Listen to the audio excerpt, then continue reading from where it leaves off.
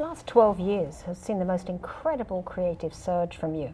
American Pastoral, The Plot Against America, The Human Stain, and now you've written your 30th novel, The Humbling. Why such an incredible creative surge, do you think, just lately? I don't know. I don't know. I do the same things I always did. I work just as much as I always worked. And I can't explain the fact that there have been a series of books coming rather regularly out of me.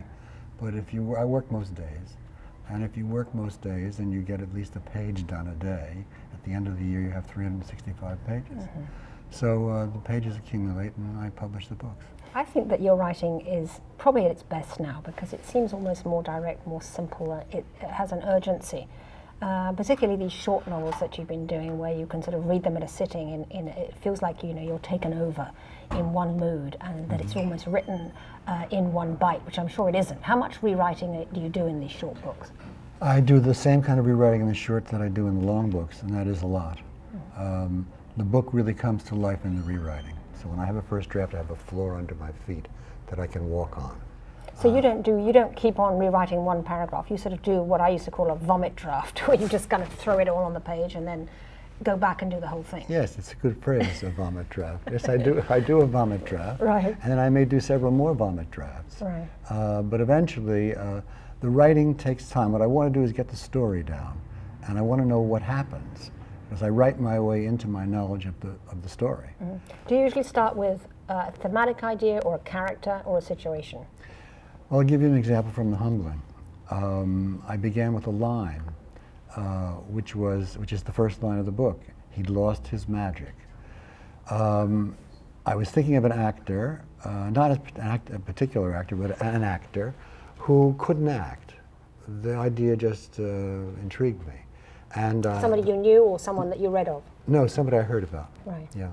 And I didn't know much about him, but I liked the idea that you go out on the stage and suddenly it's all deserted you, and that you've lost your power. So the situation was very promising. And the first line was, he lost his magic. And so I wrote from that first line onward for me to find out what happened. Right.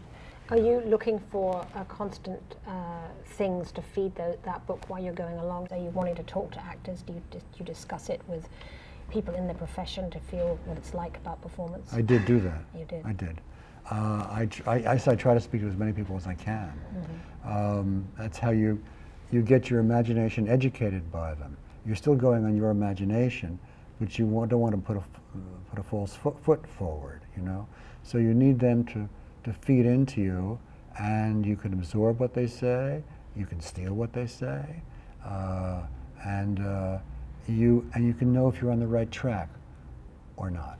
So, I mean, in some ways, I suppose, performance anxiety must afflict writers as well as actors. I mean, have you ever felt that situation yourself, that one day you might, I was going to say sit down, but you write standing up, don't you? That you might stand there at your lectern and you've lost your magic. Has that ever occurred to you? Yes, yes. It happens routinely between books. I think I write publish as often as I do because I can't bear being without a book to work on. But routinely, when I finish a book, I think, what will I do? Where will I get an idea? And a kind of low-level panic sets in.